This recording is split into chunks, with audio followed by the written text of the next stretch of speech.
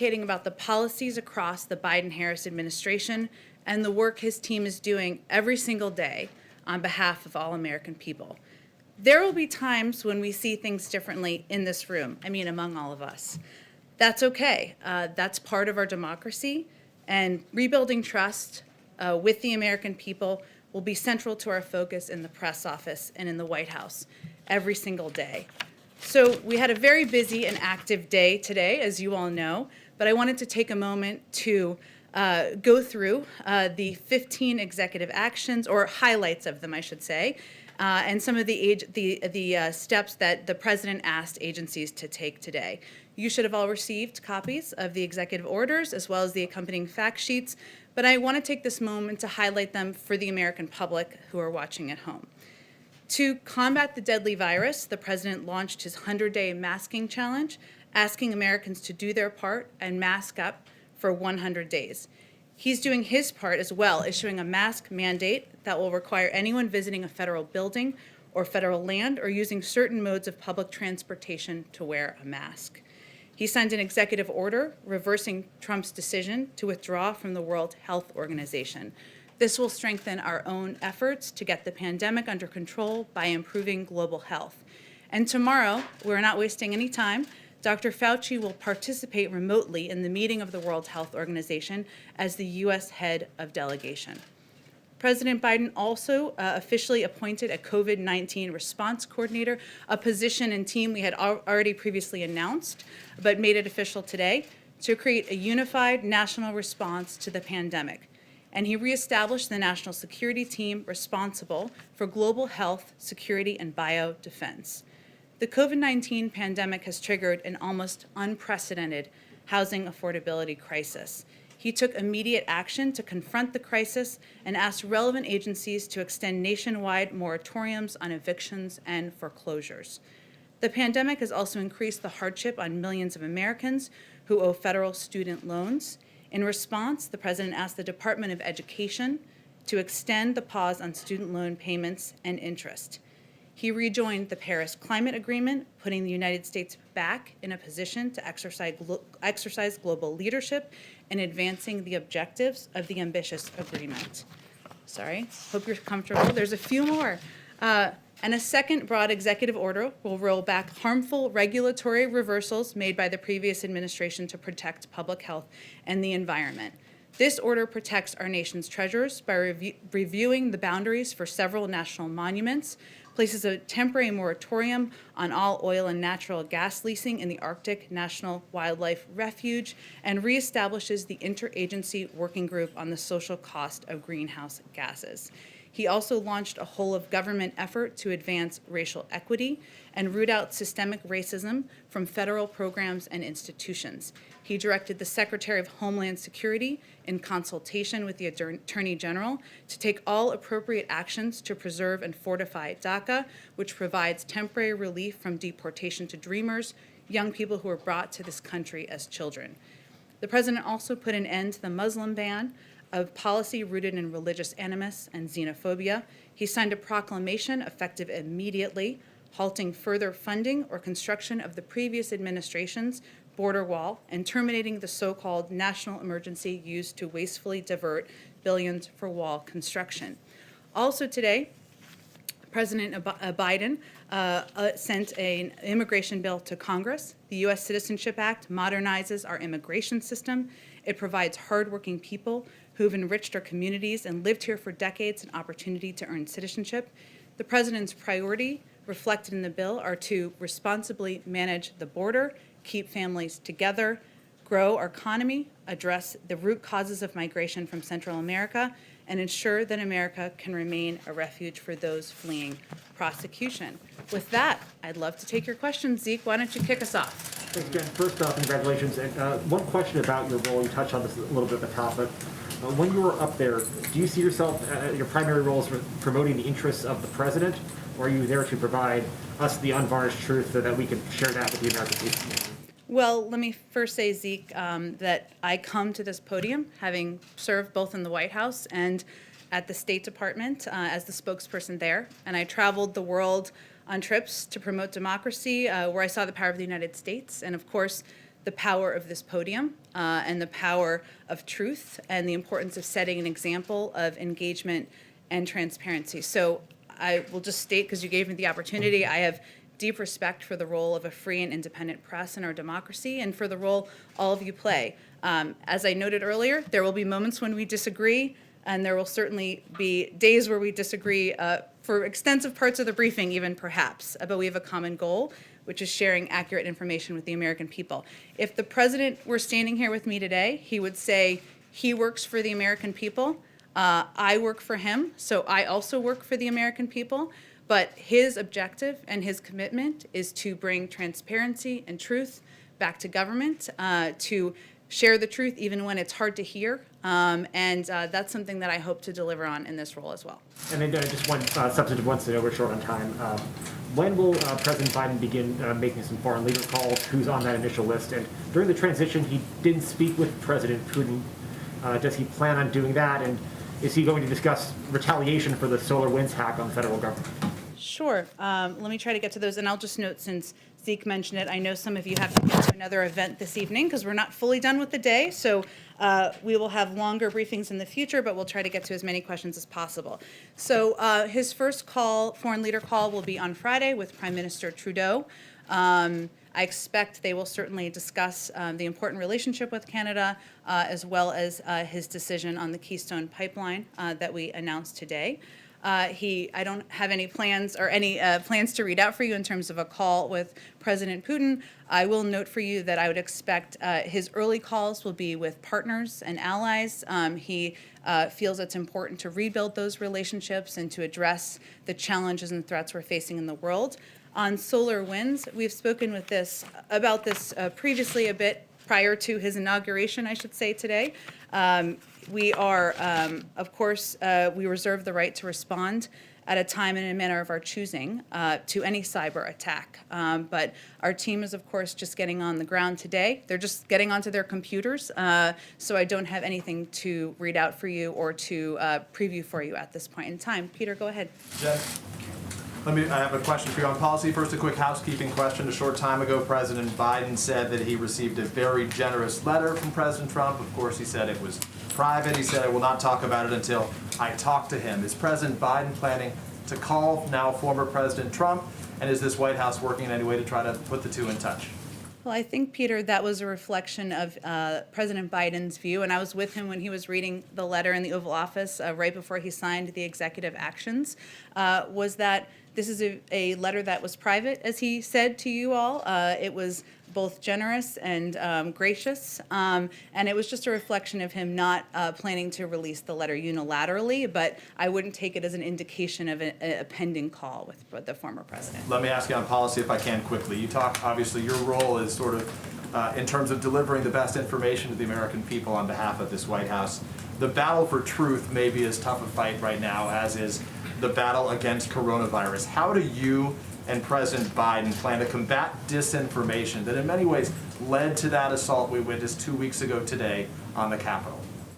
Well, I think, Peter, there are a number of ways to combat misinformation. One of them is accurate information and truth and data and sharing information even when it is hard to hear and even when it is not meeting the expectations of people at home who are desperate for this crisis to be over. We'll have more to share with you in the next few days, hopefully before the weekend, but what we plan to do is not just return these daily briefings Monday through Friday, not Saturdays and Sundays, I'm not a monster, but also to return briefings with our health officials and public health officials. We want to do those regularly in a dependable way with data shared with all of you and with the public so that they can also track progress we're making on getting the pandemic under control. As it relates to the cabinet, if I can quickly, we know President Biden's beginning without a single member of his cabinet confirmed. What is your understanding on how quickly those confirmations will happen, and when should we expect additional nominations and ambassadorships to be announced? Well, Peter, the desire to get his cabinet in place and get his team confirmed is front and center for the president. It is an issue, a topic he discussed with members of Congress from both the Republican and Democratic Party today during the course of the day and the course of events. I think as we were coming out here, Avril Haines should be on her way to confirmation. I don't know if it's officially happened yet, but she's on her way. We have prioritized getting our national security team in place, given the crises we're facing, given the importance of keeping the American people safe at this time. But we are eager for those to move forward quickly in the coming days. Ideally tomorrow, by Friday, we'd like to move them quickly. It's something that he is raising in his conversations, as we all are with members of Congress and their teams. Thank you. Thank you. Karen. Jen, has President Biden invited congressional leaders to sit down and talk about the COVID relief measure that he introduced? Well, he has been discussing the COVID relief measures, the entire package that has, as you know, unemployment insurance. It has relief and assistance for the American people. It also has money to reopen schools, which I know as a mother impacts all of us. But he has been discussing that with Democrats and Republicans since long before he was sworn in today. Today was a day where he had conversations about working together in terms of getting his team in place, on his agenda moving forward. But I expect he will be picking up the phone in the coming days and having more of those conversations. In terms of when he will meet in person, I will say soon, and we hope to have more of an update on that for you soon as well. Do you expect him to play in those negotiations? There was a lot of comments today about his familiarity with the Senate. How involved will he be in that process? He will be quite involved. There is the issue that he wakes up every day focused on is getting the pandemic under control. The issue he goes to bed every night focused on is getting the pandemic under control. This package is a pivotal step to doing that, and it has assistance for the American people to make that bridge financially. It also has essential funding for vaccine distribution. He will be very involved. He will not be the only one. We have a whole team here of senior staff, of course, but as you noted, he is not a stranger to the Senate. He served there for 36 years. Many of these people, many of the members on both sides of the aisle he served with over that time, and I expect he will be quite involved in the process. Go ahead, Jen. So, on this COVID relief package, Senator Romney was already saying to reporters today that he doesn't see a need for another virus relief package, and he's the kind of Republican vote you're likely going to be trying to get. So, how long are you willing to try to work to get Republican support before you decide to go through the budget reconciliation process instead? Well, as you know, because you all cover it, and as I've stated a couple times here today, we are in the middle of an urgent crisis in this country. It's not just impacting Democrats, it's impacting Republicans, it's impacting red states and blue states. And this plan is intended to address the suffering of the American people. So we hope, and frankly, we expect Republicans in Congress and Democrats too will support assistance that will bring relief to the people they represent. This is a conversation. He, of course, gave a primetime address, as you all know, last week. It seems like a long time ago, but it wasn't, to announce his specifics. And he has already had a number of conversations with Democrats and the Republicans. Those will continue. His clear preference is to move forward with a bipartisan bill. There's no question about it. But we are also not going to take any tools off the table for how the House and Senate can get this urgent package done. So we are only less than a day has he been President of the United States, but he is going to continue to work with members of both parties to get it done. Francesca, go ahead. Thank you, Jen. I do have a question about reopening schools, but I just want to pick up where she left off on that and note that Republicans, including Lindsey Graham, who's expected to be the Senate Budget Committee ranking member, have already said that the price tag on the president's proposal is too high for them. So is there any wiggle room on that number, and has he already begun negotiations with Mitch McConnell? Well, first, the package wasn't designed with the number 1.9 trillion as a starting point. It was designed with the components that were necessary to give people the relief they needed. So what's challenging is, what are you going to cut? Are you going to cut funding for vaccinations? Are you going to cut funding for unemployment insurance? Are you going to cut funding for reopening schools?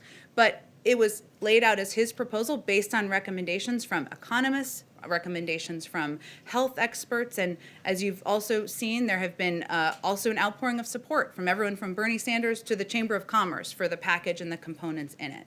But this is a discussion, it's a conversation, And he is no stranger to the process of bill making. So we're at the beginning of the process, and as we continue, there'll be conversations with members of both parties of what will be in a final package. And rarely does it look exactly like the initial package that is proposed. With regards to reopening schools, what level of vaccination in teachers or students or level of testing does the administration think would be appropriate in order to meet the target date that the president has set? This is a great question, and as I noted at the beginning, and as a mom myself, I want to know all the details as well. We're going to have more to share from our health experts in the coming days, and I will venture to get them in here to give you all a briefing on the specifics, but we really want to lean into them on their expertise on that front. Go ahead. I'll come right to you right next. Go ahead. President Biden promised to end all new oil and gas leasing on federal lands when he was a candidate. The order that you just mentioned that he signed today was much narrower than that. It's a temporary moratorium, and it only applies to ANWR. And there's some debate about whether he has the legal flexibility to even follow through with his full promise. Does the administration still have that commitment today to We end do, that leasing? and the leases will be reviewed by our team. We just have only been in office for less than a day now, and I will just, since you gave me the opportunity, just also confirm for all of you, all of our executive actions that we released today were reviewed by the career staff at the OLC. We went through that process in advance of releasing them. That took a great deal of work from our policy teams, but that was a vital part of the process for us as well. Talk a little bit just about the kind of the preparations for getting the White House ready and safe for the new president. It's been reported that you did $500,000 worth of deep cleaning. Could you talk about the measures that you took to ensure that the president is safe? Well, I would refer you to the General Services Administration, who oversees any steps like that. What I can speak to, if it's of interest, of the steps we're all taking to make sure that we are safe, he is safe, you are all safe. Those include daily testing when we're in the White House. It includes wearing N95 masks. I wore it out, of course, here today, and will continue to do that. It includes stringent rules about social distancing and abiding by that in the building. That keeps us safe, but we're also, the president has asked us to also be models to the American people, and that's vitally important to us as well. So there are a number of new COVID steps, precautions that we've put in place as of today. Go ahead all the way in the back. Thank you so much, Jen. Thank you for doing this on a daily basis again. So climate change being one of the priorities, how does President Biden plan to work with Brazil? During the campaign, Biden criticized Brazil on deforestation, and then the Brazilian president criticized Biden back, and he was the last one to congratulate President Biden on his election. What is the expectation for their relationship?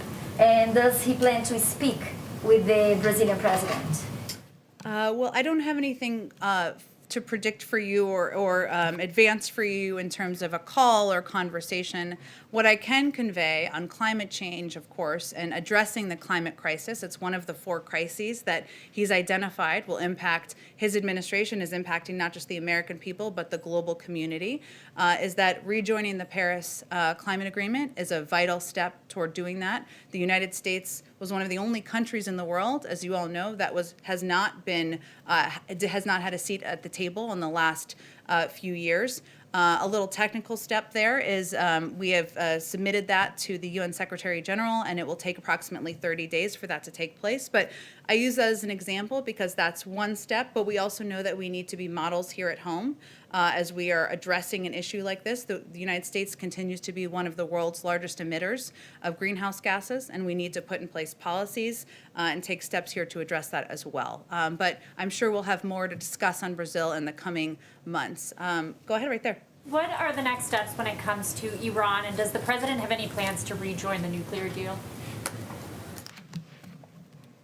Well, the president has made clear that he believes that through follow-on diplomacy, the United States should seek to lengthen and strengthen nuclear constraints on Iran and address other issues of concern. Iran must resume compliance with significant nuclear constraints under the deal in order for that to proceed. I will say that, as I noted a little bit earlier, we would expect that some of his earlier conversations with foreign counterparts or foreign leaders will be with partners and allies, and that we would certainly anticipate that this would be part of the discussion. And then could you just give us some color about what it was like for him going into the Oval Office? He's been waiting for this for so long. What was his reaction? Well, I spent a little time with him earlier, and he had an incredible sense of calm, and a sense of some joy. Of course, he spent the day with his family and his grandchildren and his children, and that always has an impact, I think. He also said he felt like he was coming home. Remember, he spent 8 years here as the vice president, playing an important role as a partner to President Obama. And, that was the emotion that overtook him today. He's also eager to get to work. He was asking questions about policy and COVID and what's next. And that also reflects his desire to roll up his sleeves and get going. Let's see. I'm sorry, I told you I was going to ask you. I just skipped over you. Go ahead. Right. I'll take it now. So if President Biden wants a theme of his presidency to be unifying the country, does he think that Nancy Pelosi and Chuck Schumer should drop a potentially divisive Senate impeachment trial? Well, he spoke today, as you all saw, about unity in his inaugural address and the importance of unity in bringing the country together, and the resolve of the American people in helping to get through this moment. We are confident, though, that just like the American people can, the Senate can also multitask, and they can do their constitutional duty while continuing to conduct the business of the American people. And his view is that the way to bring the country together is to address the problems we're facing. And so that means getting this COVID relief package through, having Democrats and Republicans take a serious look at that and have conversations with each other about how to move it forward. And he's going to leave the mechanics, the timing, and the specifics of how Congress moves forward on impeachment to them. And a quick follow-up. On President Trump's inauguration day, he filed the paperwork to run for re-election, same day. Does President Biden have any plans to do that today, late, or in the coming days? I will say, having talked to him today, his focus is not on politics. It is on getting to work and solving the problems of the American people. And as he noted on the campaign, he will wait until sometime into his first term to speak more about his political plans moving forward. Go ahead. Yeah, thank you, Jen. The president pledged today to repair alliances. Has he planned his first foreign trip yet? Wow, we're only 7 hours in here. You're ready for the foreign trip. I'm ready too. I don't have any details on a foreign trip to lay out for you at this point in time. Hopefully we will at some point in time. Go ahead all the way in the back. Yeah, hi, congratulations on your new position. Owen Jensen with EWTN Global Catholic Network. Two big concerns for pro-life Americans. The Hyde Amendment, which of course keeps taxpayer dollars, as you know, from paying for abortions, Medicaid abortions, and the Mexico City policy, which under the previous administration they expanded to keep tax dollars from overseas paying for abortions. So what is President Biden planning on doing on those two items right now? Well, I think we'll have more to say on the Mexico City policy in the coming days. But I will just take the opportunity to remind all of you that he is a devout Catholic and somebody who attends church regularly. He started his day attending church with his family this morning, but I don't have anything more for you on that. Go ahead. Yeah, as president-elect, he talked about the possibilities of using the Defense Production Act to ramp up the production of vaccines. Having looked at more data, does he still feel that's necessary? Was that included, for example, in anything that he signed today? We'll stay tuned. We'll do this again tomorrow, and there may be more specifics to share on plans on COVID tomorrow. I expect there will be, including more details on the Defense Production Act. He absolutely remains committed to invoking the Defense Production Act in order to get the supply and the materials needed to get the vaccine out to Americans across the country, and remains committed to his goal of getting 100 million shots in the arms of Americans in the first 100 days. Go ahead. Thank you very much. president talked movingly about unity today. And I've heard from people who say, well, that's just talk. They want to know what action they're going to see to show that kind of unity. Can you, I mean, Peter mentioned impeachment. Right. Can you tell us what kind of action we can expect to see that will assure people that he wants to reach out to people who voted for him and people who did not? Sure. Well, first, I think anybody who has covered President Biden for some time or worked for him or spent time with him knows that he is somebody who always sees the optimistic side of working with people who may disagree with him, people across the aisle, and that has long been his commitment and desire through his many decades in public service. So his own history tells you how committed he is. But, you know, part of it is his words, which he shared today with the American public on quite a big stage. Also his actions. He has reached out to not just Democratic members of Congress, but also Republicans. Not just Democratic governors, but also Republicans. Not just Democratic mayors, but also Republicans. And he said today in his speech, the biggest platform most presidents have through the course of their presidency, that he will govern for all Americans. And, you know, that, of course, has to be backed up by actions, as you conveyed. But he's going to venture to do that in every policy he pursues, every engagement he has, because he feels if we can come together, we'll be a stronger country. Go ahead. Jen, will you seeing a death penalty moratorium under this administration? The president, as you know, has stated his opposition to the death penalty in the past. That remains his view. I don't have anything more for you in terms of future actions or mechanisms, though. I'll circle back if there's more I can share with you. On a lighter note, will he keep Donald Trump's Air Force One color scheme change? This is such a good question. I have not had the opportunity to dig into that today, given the number of executive actions, orders, the inauguration, a few things happening. I will venture to get you an answer on that, and maybe we can talk about it in here tomorrow. Jen, just one quick one before we let you go. Just following on Peter's question, does President Biden believe that President Trump needs to be held accountable for the Capitol insurrection a couple of weeks ago? And does that accountability require that President Trump be barred from holding future federal office?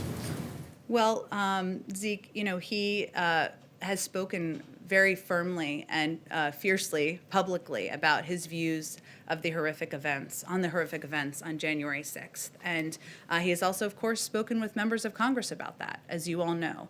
But he is going to leave it to members of Congress to carry out their constitutional duty and determine what the path forward is and what the mechanisms are going to be, what the process will be, and what the timeline will be.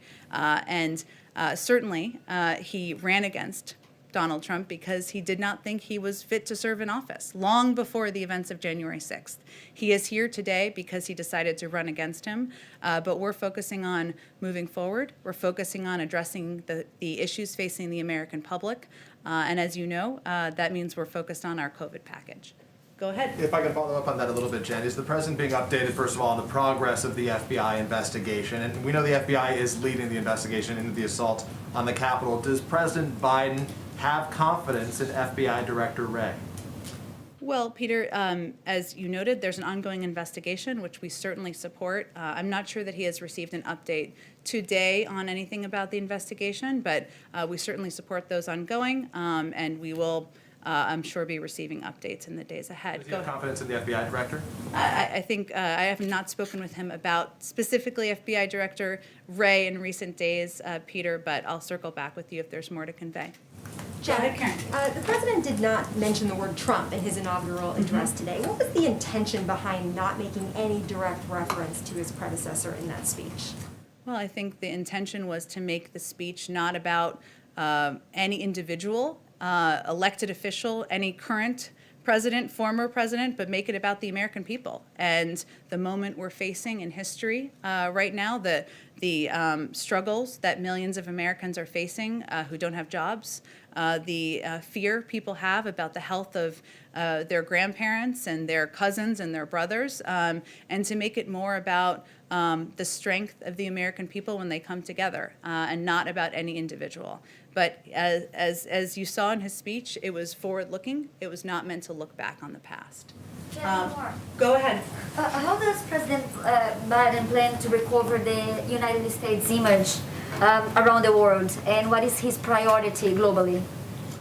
Well, his priority is first rebuilding our partnerships and alliances around the world and regaining America's seat at the global table. And you can see that is evidenced in his rejoining the Paris Climate Agreement, rejoining the World Health Organization, his plans to engage with partners and allies and work together to address many of the threats and issues we're facing around the world. But I think that is what you will see as his focus in the weeks ahead. Thank you, Jen. Thank you, Zeke. Thanks, Jen. Thank you, everyone. Let's do this again tomorrow. Thank you, Jen.